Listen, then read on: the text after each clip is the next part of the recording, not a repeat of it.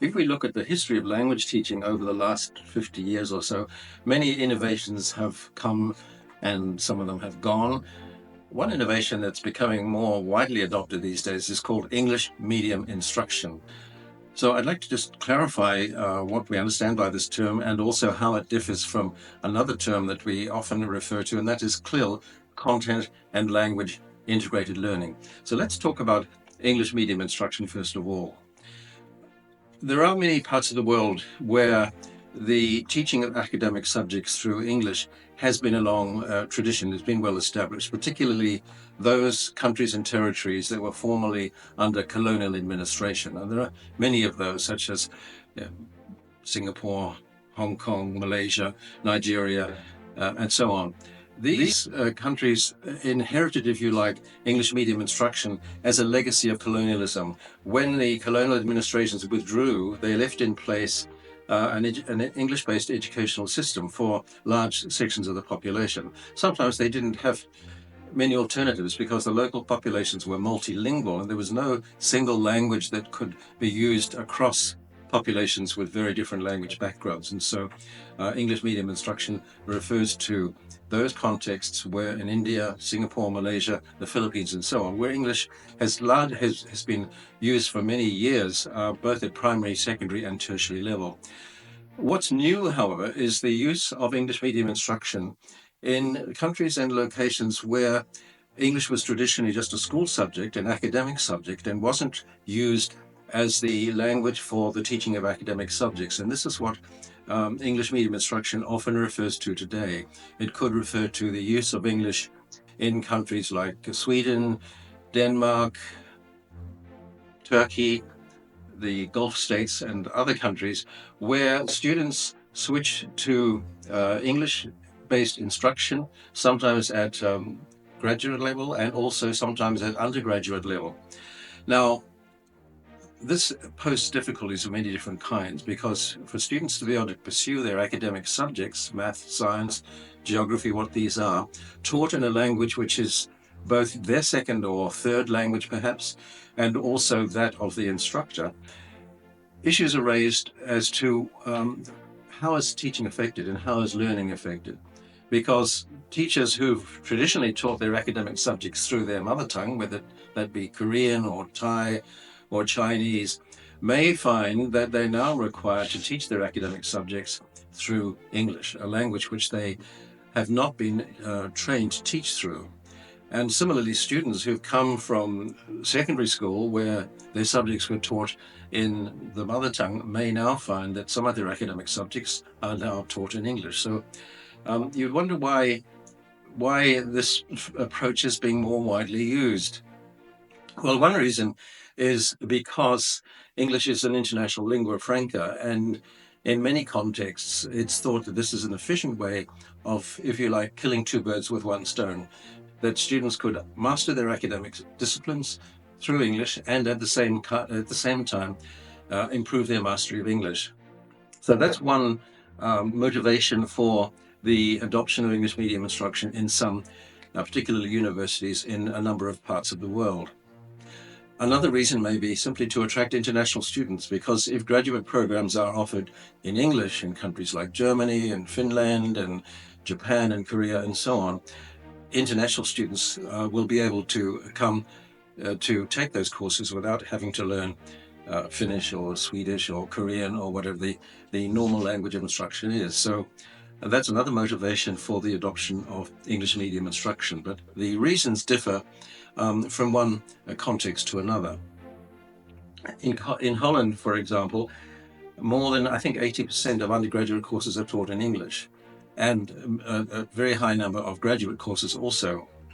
One of the downsides of that has been that Holland is, or the Netherlands, I should say, is flooded with international students, and they don't have the facilities to cope with them. So they're trying to restrict the numbers of international students who can enter their university programs to a more manageable size. But there are other issues. One of the issues is if an instructor teaching geography or engineering or whatever the discipline may be is teaching through a language which he or she is not particularly confident with, How will the transmission of academic content be affected? Will the content be, if you like, watered down to match the language proficiency level of the instructor and of the students?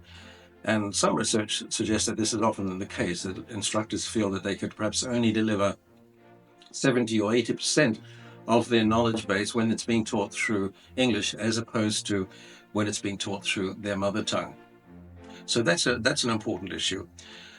Other issues also involve the teacher's sense of professional identity, because a teacher of history or geography or whatever the subject may feel that his or her sense of professional expertise, how well they deliver content, how well they know their subject, in other words, is impacted by the fact that they're not teaching in their mother tongue. So they may feel they're not teaching to the level which they would normally be able to accomplish when teaching in their mother tongue. So they may feel that their teaching skills are impacted by the fact that they are teaching through English. They may also find that they have to spend a lot more time on preparation, because to deliver an academic course in their mother tongue will be less of a strain and if they have to deliver it through English, and more preparation time, more preparation of handouts for students, and so on. So these are some of the practical issues that come up with the implementation of English medium instruction. A fundamental question, of course, is what subjects will be offered through English, because the subjects themselves, the disciplines themselves, differ in terms of how language dependent they are. One could assume that mathematics, for example, is a subject that can be taught through English more easily than a subject like history or philosophy. That some subjects are more language dependent than others. And so in countries where English medium instruction is being introduced, perhaps at university level, that's one of the issues that has to be looked at closely. What subjects will be offered, and will they be offered at what level, at undergraduate level or graduate level, and so on. And then it's the issue, of course, if both the learning of content and the learning of English are the supposed goals of English medium instruction, what criteria will be used for assessment? Will students be assessed on their learning of engineering, or both on their learning of the academic subject as well as on their use of English? Most instructors who are required to teach their academic subjects through English will say, I'm not an English teacher, it's not my job to correct the students' English, and I wouldn't have the necessary knowledge and skills to be able to do so. So in many contexts, the academic instructors feel that the learning of English is something that students have to attend to on their own, and the subject teachers will not assume it's part of their responsibility. So what is CLIL, Content and Language Integrated Learning? This is a term that has replaced what we used to call content-based instruction. Perhaps in the 1980s, the educational approach called content-based instruction was introduced as an alternative to teaching English for no particular purpose. The idea was that if we're going to teach English, we should choose content that is enriching and relevant to the students' lives, and build the language skills and other knowledge, vocabulary, grammar, and so on, around the mastery of that academic content, rather than a traditional English curriculum, which would be organized around grammar, vocabulary, the skills, and so on. Those decisions would be made first, and then later content would be chosen to teach those particular skills, that particular knowledge. Though content itself was simply a vehicle for the teaching of English and was not a goal in itself. Content and language integrated learning tries, however, to teach both content and language at the same time. Most often it refers to the teaching of English through content, and the teacher would be an English teacher who has developed lesson materials based around content that's relevant to the students' needs. It could also refer sometimes to a content teacher, perhaps teaching at secondary or tertiary level, who may teach some aspects of an academic course through English, but not the entire course. So more often than not, CLIL is an approach that's used at secondary education, not really at tertiary education, where the term English medium instruction is normally used, and which refers to the teaching of a whole subject through English, not simply one or two topics in the curriculum. So both of those approaches are becoming more widely referred to and more widely implemented. Certainly in the case of English medium instruction, more and more universities in countries like China, Japan, Korea, and so on are looking at the demands for English in higher education, the need to teach their academic disciplines through English in order to not only develop graduates with multilingual skills that can be applied both in their own country and abroad, but also as a way of internationalizing their student body, if you like, so that the student population becomes more diverse, more multicultural, more multilingual. So those are some of the issues that arise with English medium instruction. How effective is it?